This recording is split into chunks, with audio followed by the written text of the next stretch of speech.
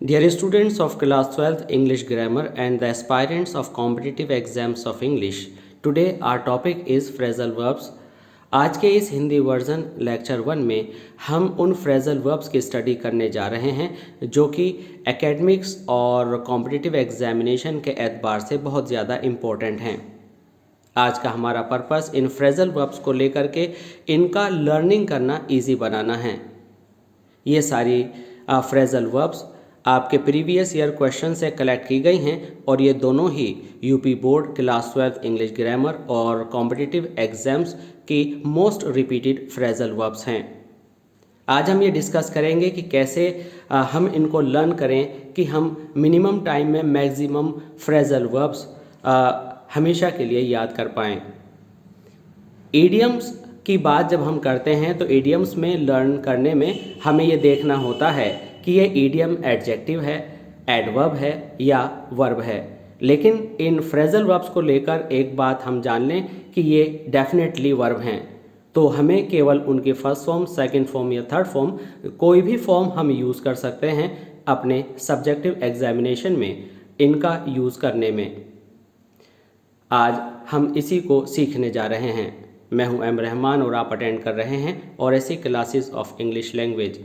इसी तरह के सभी इम्पोर्टेंट लेक्चर्स अटेंड करने के लिए आप प्लीज़ हमारे चैनल और इसी क्लासेस ऑफ इंग्लिश लैंग्वेज को सब्सक्राइब कीजिएगा। और अगर ये लेक्चर्स पसंद आते हैं तो आप प्लीज़ लाइक और शेयर ज़रूर कीजिएगा। आइए शुरू करते हैं फ्रेजल वर्ब नंबर 1। पहली फ्रेजल वर्ब है टू कॉल ऑन। कॉल को लेकर बहुत सारी फ्रेजल वर्ब्स हैं, call on, call at, call of, call in. हमने सभी को एक साथ अभी इस लेक्चर में शामिल नहीं किया है क्योंकि सभी इतनी इम्पोर्टेंट नहीं हैं, उनको हम नेक्स्ट लेक्चर्स में डिस्कस करेंगे। यहाँ पर हमने कॉल ऑन लिया है और कॉल ऑन एक इनफॉर्मल विजिट के लिए आने का वर्ब है।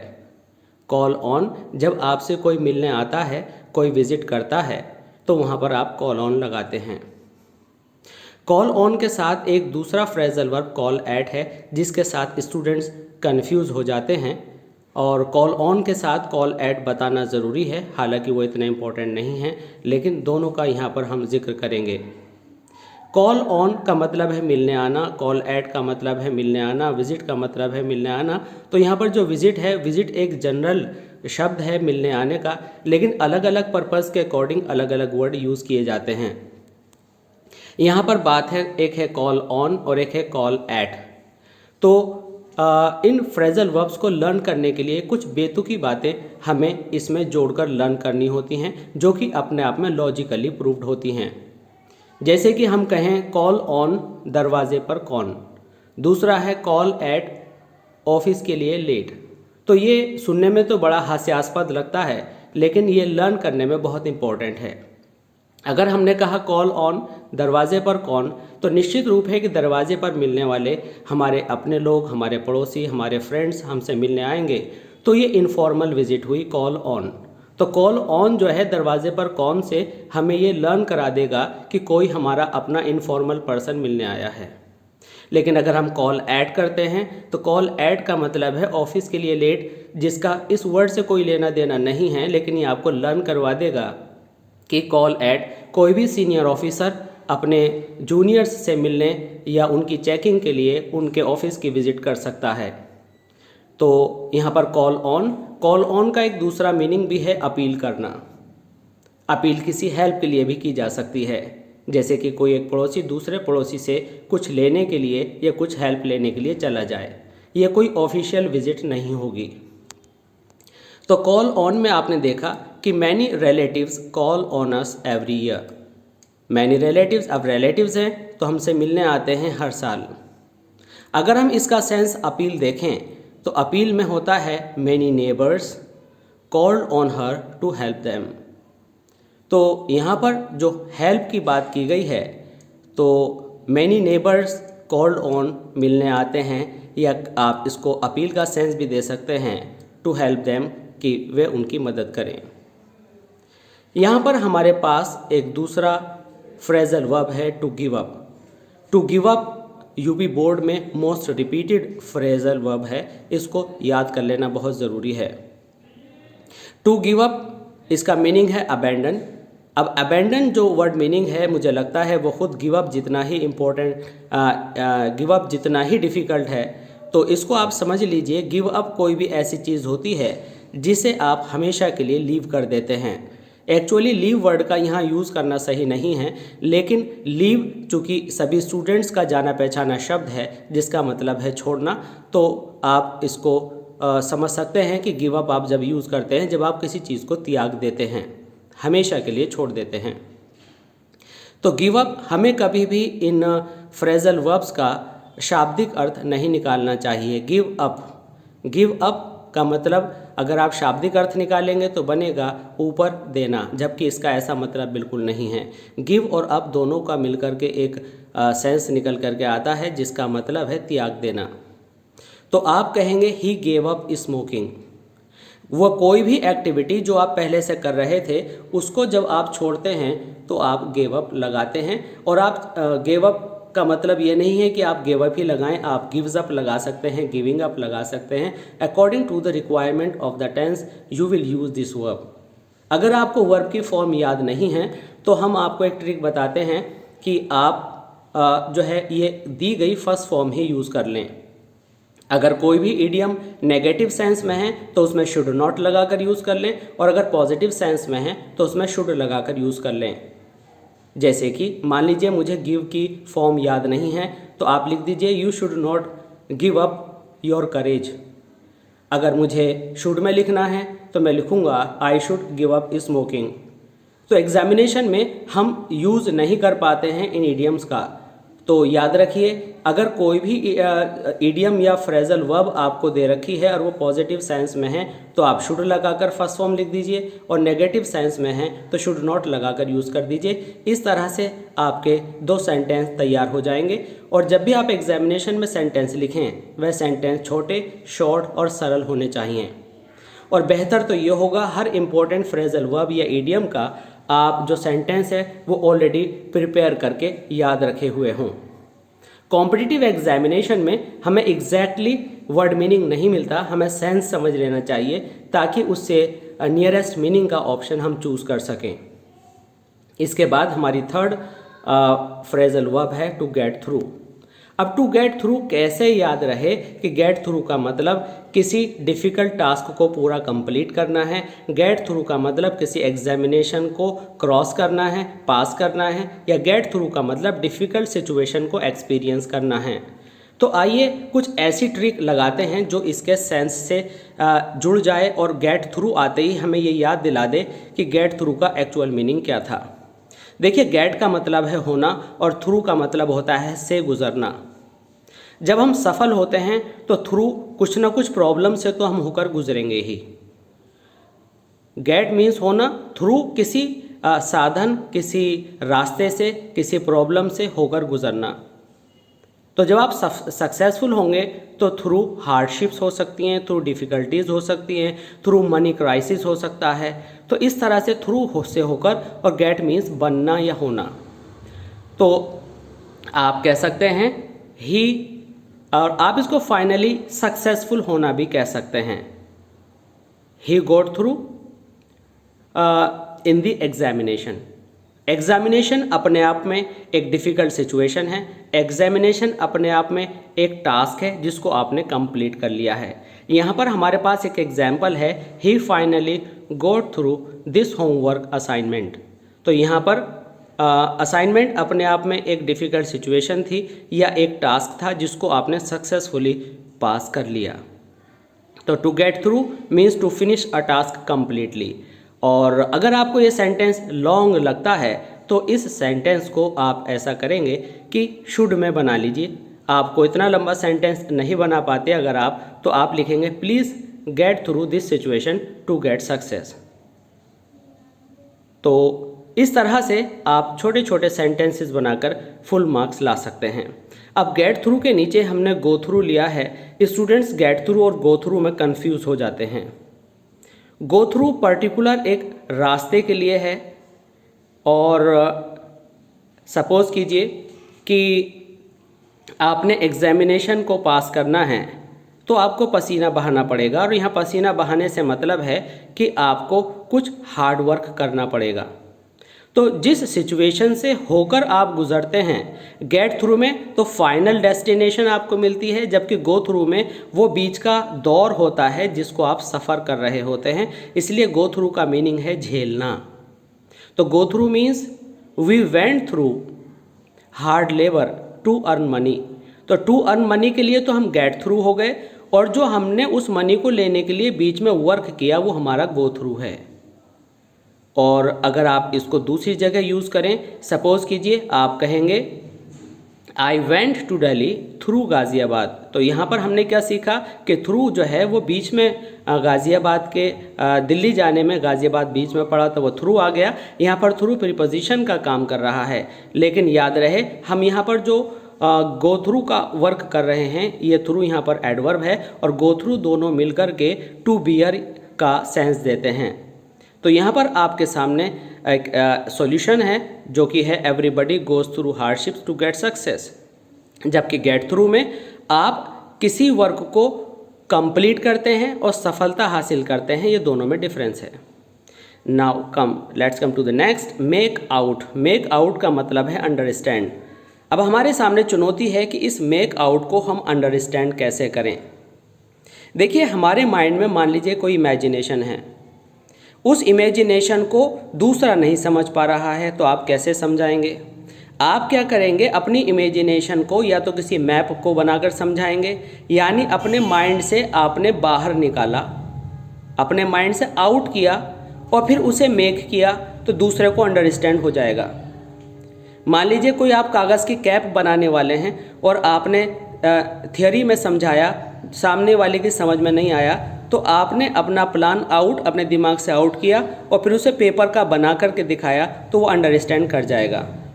तो इस तरह से जो मेक और आउट हैं, तो ये बातें आपको ये अंडरस्टैंड करा देंगे, रियलाइज़ करा देंगे या रिकॉल करा देंगे कि इसका सेंस अंडरस्टैंड है। तो make out means to understand, और मेक आउट को आप फर्स्ट फॉर्म, सेकंड फॉर्म या थर्ड फॉर्म जिस तरह का सेंटेंस आप बनाना चाहें बना सकते हैं, बट मेरा सजेशन ये होगा कि आप इजी और शॉर्ट सेंटेंस बनाएं। You should make out the plan. आपको प्लान बनाना चाहिए, आपको प्लान समझना चाहिए। You should make out the plan. Make out का मतलब है जो लिसनर है उसे ये समझना है।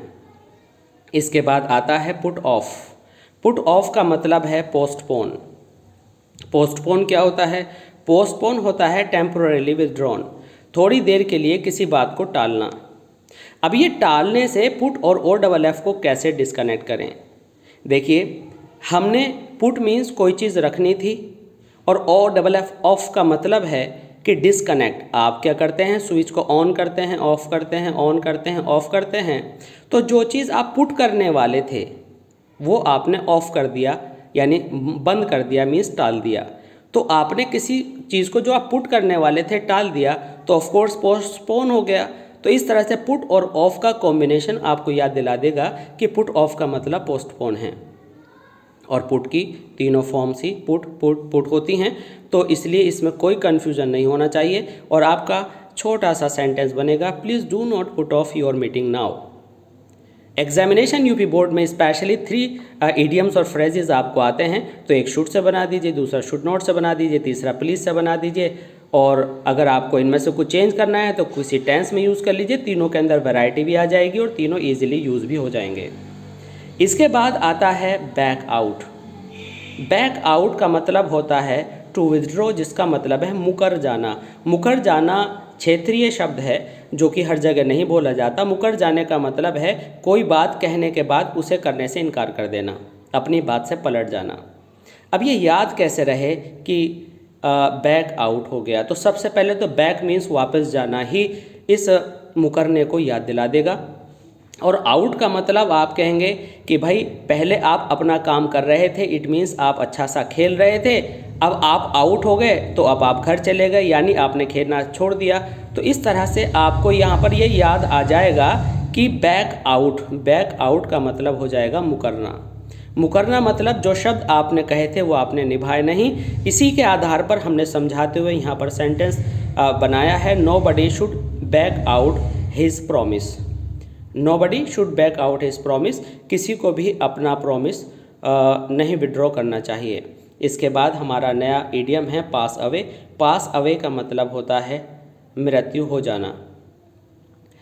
पास अवे, अगर हम किसी को बोलते हैं कि वह मर गया तो ये बड़ा भद्दा लगता है। अगर हम ये कहें कि वह अब दिवंगत आत्मा है या ईश्वर को प्यारा हो गया तो ये सभ्यता के शब्द हैं। तो डाई जो है थोड़ा सा हार्श लगता है सुनने में, तो उसकी जगह अच्छी लैंग्वेज में हम पास अवे बोलते हैं। तो पास अवे, पास मीन्स जैसे गाड़ी आई और पास हो गई, और अवे मीन्स दूर चला गया। तो जब कोई भी व्यक्ति मृत्यु के बाद इस लोक से दूसरे लोक में जाता है तो वो बहुत लंबा सफ़र तय करता है। तो इसलिए आप याद कर सकते हैं इन दोनों वर्ड्स से, पास और away, passed away and then passed away. तो हम कहेंगे many leaders passed away because of कोविड-19। तो इस सेंटेंस को आप याद रख सकते हैं कि पास मीन्स गुजर जाना और अवे दूर, तो इसका मतलब हो गया स्वर्गवासी होना। इसके बाद हमारा सेंटेंस नंबर 9 है लुक आफ्टर। लुक आफ्टर का मतलब है देखभाल करना, टू टेक केयर ऑफ। अब इस लुक आफ्टर को कैसे याद रखें कि ये टेक केयर ऑफ है। मान लीजिए कि आपके घर में कोई बीमार है और आपसे पूछे कि भाई क्या कर रहे हो, तो आप ये कहेंगे कि भाई हमारे घर में एक पर्सन बीमार है, बस उसी के आगे पीछे लगे हुए हैं।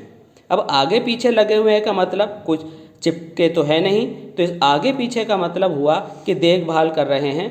तो इसमें लुक मीन्स देखना और आफ्टर आ गया, तो बस पीछे की इंग्लिश नहीं है जो कि नॉनसेंसिकल हमने ऐसे ही बना ली थी केवल आपको याद रखवाने के लिए। तो लुक आफ्टर का मतलब हो गया देखभाल करना। तो इस तरह से लुक आफ्टर जैसे ही वर्ड्स का ये दोनों वर्ड्स आपके सामने आएंगे आप जान जाएंगे कि इसका मतलब है कि टेक केयर ऑफ, किसी की देखभाल करना। तो हम लिखेंगे one must look after one's health. हर एक व्यक्ति को अपनी हेल्थ की केयर करनी चाहिए, देखभाल करनी चाहिए। इसके बाद हमारे पास है sentence number 10, phrasal verb number 10, और 10 कहता है फॉल फ्लैट।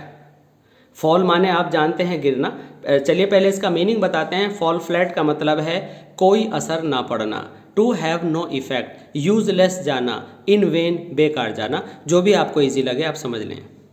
फॉल फ्लैट का मतलब है सारी मेहनत बेकार जाना। मेहनत बेकार कैसे जाती है ये समझते हैं। कैसे याद आए कि फॉल फ्लैट का मतलब टू हैव नो इफेक्ट है।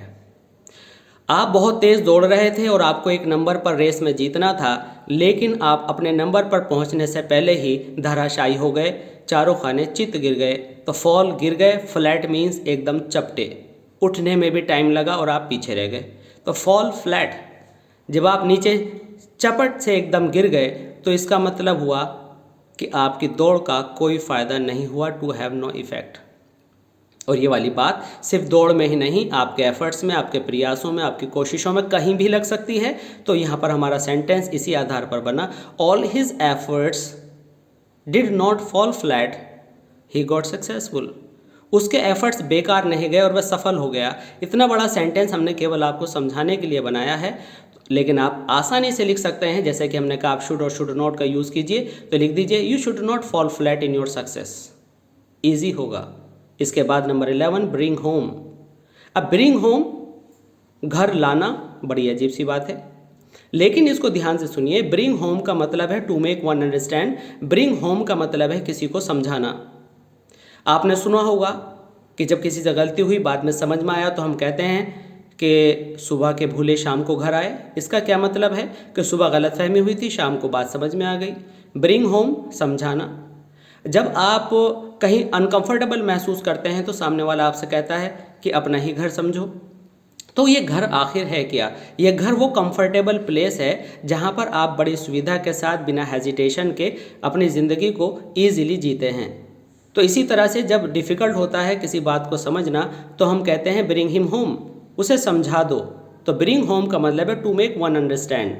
अब यहाँ पर दो बातें थीं, एक है ब्रिंग होम और अभी हमने पीछे सीखा एक हमारा फ्रेज था make out. Make out technical things को समझने के लिए है और ब्रिंग होम कन्फ्यूजन्स को या जो है जो दुरूहता दिमाग में आई हुई है, जो कन्फ्यूज़न है उसको दूर करने के लिए है। मान लीजिए घर के अंदर दो बंदे हैं, उनके अंदर डिस्प्यूट हो गया तो गुस्से में उसने कुछ सोचा तो आप उसे समझाएंगे कि ऐसा नहीं होता है, तो वो ब्रिंग होम है। जबकि मेक आउट किसी प्लानिंग के से रिलेटेड है, ये बात आपको समझनी है।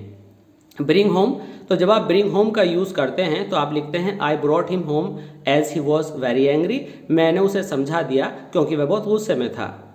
तो एक टेक्निकल पॉइंट यहाँ पर आपको याद रखना है, अगर आपको प्रोनाउन दिया है तो आप ब्रिंग और होम के बीच में डालेंगे ब्रिंग हिम होम, लेकिन अगर आपको नाउन दिया है तो आप लिखेंगे I brought home Raju. Name बाद में आएगा, नाउन बाद में आएगा, प्रोनाउन पहले आएगा, ये आप इसके यूजेज में स्पेशली ध्यान रखें। और सीधा सा आप इस तरह से इसको बनाना सीख लें। एग्जामिनेशन में please bring him home, finish, full stop लगा दीजिए। बहुत लंबा यूजेज आपको करने की ज़रूरत नहीं है, ये केवल आपको सेंस समझाने के लिए बनाया था। इसके बाद है हमारा point number 12, come across. Come across का मतलब होता है इत्तेफाक से मिल जाना, टू मीट बाई चांस। अब ये कम अक्रॉस याद कैसे रहे, जो कि अचानक से मिल जाना से बिल्कुल रिलेट नहीं करता। कम का मतलब है आना, और क्रॉस का मतलब होता है किसी चीज़ को क्रॉस कर जाना, और अक्रॉस उसी से मिलता जुलता दूसरा अर्थ है। तो जब आप अचानक से किसी चीज़ के अक्रॉस हो जाते हैं तो वो आपके सामने पड़ जाता है, जबकि आप विशेष तौर से सोचकर नहीं आते। जैसे कि आप कहें कि जब हम बाज़ार में टहल रहे थे तो हम एक बहुत ही शानदार दुकान से गुजरे, यानी दुकान हमारे सामने पड़ी, तो you will say that we came across a shop that was nice. Come across जो अचानक से आपको क्रॉस कर जाए या आप उसे क्रॉस कर जाएं। तो कम और अक्रॉस दोनों वर्ड्स का कॉम्बिनेशन आपको याद दिला देगा कि वह आपसे कहते हैं हम उससे टकरा गए। तो लिटरली यहाँ टकराने का मतलब धक्का मारना नहीं है, बल्कि आमना सामना होना है। I came across a bridge in the way, चलते चलते हमारे सामने एक पुल आया। तो अचानक से किसी जगह, किसी चीज़, किसी व्यक्ति से मिल जाना कम अक्रॉस होता है। इसके बाद आता है होल्ड ऑन। होल्ड से रिलेटेड बहुत सारे फ्रेजल वर्ब्स हैं, होल्ड ऑन, होल्ड अप। यहाँ पर हम होल्ड ऑन की बात करेंगे। होल्ड ऑन, अगर आप रेडियो बजा रहे हैं और हम कहेंगे प्लीज़ कीप इट ऑन, आप इसे जारी रखें, आप इसे बजाते रहें, तो ऑन का मतलब है जारी रखना। तो इसी तरह से होल्ड का मतलब है थामना। जब आप थामने का काम ऑन मीन्स जारी रखें, तो सीधी सी बात है कि किसी भी डिफ़िकल्ट सिचुएशन में आप डटे हुए हैं। होल्ड ऑन, भाई कोई मुसीबत है, किसी चोर को आपने पकड़ लिया और वो छूटकर भागने वाला है, लेकिन आपने ऑन कंटिन्यू इसको पकड़े रखा, तो यानी आपने सही काम किया। तो इसका मतलब है डिफ़िकल्ट सिचुएशन में अपने करेज को मेंटेन रखना, होल्ड ऑन। स्वामी विवेकानंद की पोएम में आपने पढ़ा होगा hold on and go to the goal. Hold on means डटे रहो, to keep in the strong position. तो याद रखेंगे आप, hold on means to keep in strong position. तो हमारा जो यहाँ पर यूजेज है वह है you must hold on when you are in difficulties. तो hold on means maintain courage. After this turn down. Turn down का मतलब होता है रिजेक्ट करना। अब ये रिजेक्ट जो है टर्न डाउन से कैसे याद रहे? टर्न पलटना, डाउन उल्टा। मान लीजिए आपने किसी को गिफ्ट दिया, उसने गिफ्ट वापस पलट कर मार दिया, तो इसका मतलब गिफ्ट उसे पसंद नहीं आया, उसे लेना नहीं था, व्हाटएवर, तो रिजेक्ट हो गया। तो टर्न डाउन, अगर टर्न किसी ने डाउन नहीं किया और ठीक उसी स्थिति में बड़े आदर और अदब के साथ वो गिफ्ट उसने एक्सेप्ट कर लिया, तो एक्सेप्टेंस में चला जाएगा। बट हमारे टू वर्ड्स हैं turn down, turn down. Turn का मतलब पलटना, डाउन मीन्स पीछे। डाउन बहुत ही नेगेटिव डिस्प्ले करने वाला सेंस है, तो इसका मतलब है reject. His boss turn down his request, उसके बॉस ने उसकी रिक्वेस्ट टर्न डाउन कर दी। और हमने बताया कि जब एग्जामिनेशन आए तो इसे आप इंपेरेटिव में इजीली बना दीजिए। इजीली कैसे? Please do not turn down his request. तो आपने क्या लगाया? प्लीज़ लगाया, डू नॉट लगाया और रिक्वेस्ट लगाया, कुछ भी डिफ़िकल्ट नहीं था। इसके बाद है number 15, take after. Take after का मतलब है चेहरे से चेहरा मिलना। टेक आफ्टर का मतलब है, अगर हम उर्दू में कहें तो शबाहत आना। टेक आफ्टर का मतलब है दो चेहरों का लगभग एक दूसरे में वही जो इमेज एक की दूसरे में दिखना, दोनों के चेहरे आपस में मिलना, उन्हें हम इंग्लिश में रिसेंबल कहते हैं। अब ये टेक और आफ्टर को रिसेंबल से कैसे जोड़ें कि हमें टेक आफ्टर पढ़ते ही ये याद हो जाए कि ये चेहरे मिलने वाली बात है। भाई अगर मान लीजिए हमने किसी के फादर को देखा, उसके सन की जो फेस है वह उससे मैच करता है, तो हम कहेंगे कि ये तो अपने पिता पर है। तो यानी हम इसको इसके पिता के अनुसार लेते हैं। इट मीन्स जिसको हम जानते हैं उसे हमने पहले टेक किया और जो मिल रहा था उसको आफ्टर रखा, तो ये हुआ टेक आफ्टर। अक्सर आपने सुना होगा कि हम एक सेंटेंस कहते हैं, उसने अपने दादाजी के नाम पर अपना नाम सुमित रखा। तो दादाजी के नाम पर पहले कौन आए थे? दादाजी। जिसका नाम रखा वो रखा गया सुमित, वो पोता या कोई भी हो सकता है। तो दादाजी पहले आए, सुमित बाद में आया, तो वो आफ्टर हो गया। तो दोनों के नाम सिमिलर हो रहे हैं, तो आफ्टर किसी के नाम पर किसी नई जनरेशन के व्यक्ति का नाम रखना आफ्टर होता है। तो यानी टेक आफ्टर, दोनों में कोई सिमिलैरिटी है, तो यहाँ पर आप इस आफ्टर से कनेक्ट कर सकते हैं कि उनके चेहरे मिल रहे हैं। टेक आफ्टर, ही टेक्स आफ्टर हिज फादर, वह अपने पिता से मिलता है। मिलने का मतलब ये मीटिंग नहीं है, मिलने का मतलब रिसेम्बलेंस से है, फिगर्स एंड फेस के मैचिंग में है। इसके बाद हमारा नेक्स्ट पॉइंट है 16 सेट इन। अब सेट इन का मतलब होता है बिगिन। अब इसका मतलब ये नहीं है कि हम इस बिगिन को कहीं भी लगा दें। हमने कहा मैच शुरू हो गया तो आप लिख देंगे सेट इन, रॉन्ग। हमने कहा पढ़ाई शुरू हो गई, आप लिख देंगे सेट इन, रॉन्ग। सबकी सेट इन अलग अलग हैं, सबकी बिगिनिंग्स के वर्ड्स अलग अलग हैं। ये सेट इन यूज होता है केवल मौसम में। Winter season has set in. Begin तो एक जनरल वर्ड है, ऑर्डिनरी वर्ड है। Set in specific phrasal verb है। Set in, winter season has set in. तो सेट इन, जब कोई मौसम शुरू होता है तो पूरी तरह से सेट हो जाता है इन, और हम उसके अंदर आ जाते हैं। तो इस तरह से आप कनेक्ट कर सकते हैं सेट इन। इट मीन्स हम सेट हो गए हैं सर्दी में, तो हमने वो सारे कपड़े, वो सारी चीज़ें सीख ली हैं। तो set in means begin, and this begin is directly related to the beginning of a season. Now let's come to the 17, put out. Put out is one of the most important phrasal verbs. इसका मतलब होता है बुझाना। अब ये कैसे याद रहे कि put out बुझाने से संबंधित है? देखिए, put का मतलब होता है रखना, out का मतलब होता है बाहर। तो मान लीजिए मोमबत्ती जली हुई है, हमने अपनी जो ब्रीदिंग है वो बाहर निकाली, अर्थात अगर हम देसी भाषा में कहें तो फूंक मारी। तो जो हमारी जो लिप्स से हवा, एयर पास हुई, वो जा कर के किसको लगी? जो फ्लिकर जल रही थी, जो लो मोमबत्ती में जल रही थी, तो उसने उसको आउट कर दिया। इट मीन्स एयर जो लिप्स से पास हुई वो भी आउट हुई, और जो कैंडल बर्न हो रही थी उसकी जो फ्लिकर थी, जो लो थी, उसको भी आउट कर दिया। तो हो गया पुट आउट, यानी आपने एयर को आउट कर दिया, बाहर रखा, तो मोमबत्ती बुझ गई। तो इस तरह से हो सकता है ये आपको बड़ी अजीब बातें लगें, लेकिन इडियम्स को याद करने में ये बहुत सक्सेसफुल हैं। तो पुट आउट, तो आपने आउट किया किसको? ब्रीदिंग को, तो एक्सटिंग्विश हो गई, मोमबत्ती बुझ गई। तो इस तरह से आप सेंटेंस मेकअप कर सकते हैं, please put out the candle. इसके बाद गिव इन या ले डाउन। गिव इन का मतलब है घुटने टेकना, जिसको हम टू सरेंडर कहते हैं या टू यील्ड कहते हैं। हालांकि यील्ड के टू मीनिंग्स हैं। यील्ड मीन्स उत्पन्न करना, उगाना, और यील्ड मीन्स घुटने टेकना भी है। तो आपको according to requirement of the sense you will use this in your own sentence. Give in, let's begin with give in. Give in का मतलब है घुटने टेकना, और ले डाउन का मतलब भी घुटने टेकना। कोई सा भी इडियम फ्रेजल वर्ब आपको आ सकता है। नाउ इंपॉर्टेंट थिंग इज कि हम कैसे रिलेट करें कि इसका मतलब घुटने टेकना है। भाई मान लीजिए कि हमारे पास हथियार हैं और किसी एनिमी ने हमारे किसी साथी को हॉस्टेज बना लिया। हॉस्टेज का मतलब होता है कि उसे गन पॉइंट पर कंट्रोल कर लिया, उसने कहा कि अपने हथियार फेंक दो। अब हमें अपने हथियार फेंकने पड़ेंगे अपने साथी को बचाने के लिए। तो गिव इन, हमने अपने हथियार इन दे दिए उसके हाथ में। गिव इन, हमने अपने हथियार दे दिए उसके हाथ में, तो यानी हमने सरेंडर कर दिया। दूसरे शब्दों में हथियार ज़मीन पर डाल दो। ले माने डालना, डाउन मीन्स नीचे। तो आप कहेंगे हथियार डाल दो, तो आपने हथियार तब भी डाल दिए। कुल मिला करके वेपन आपके हाथ से चला गया, तो आपने सरेंडर कर दिया। तो हमारा यूजेज है Indians do not give in before any problem. भारतीय लोग किसी भी समस्या में सरेंडर नहीं करते हैं। इसके बाद आता है लुक फॉर। लुक फॉर का मतलब होता है टू सर्च। अब ये लुक को लेकर के आप देखेंगे कि बहुत सारे फ्रेजल वर्ब्स हैं, look after, look for, look into, look up.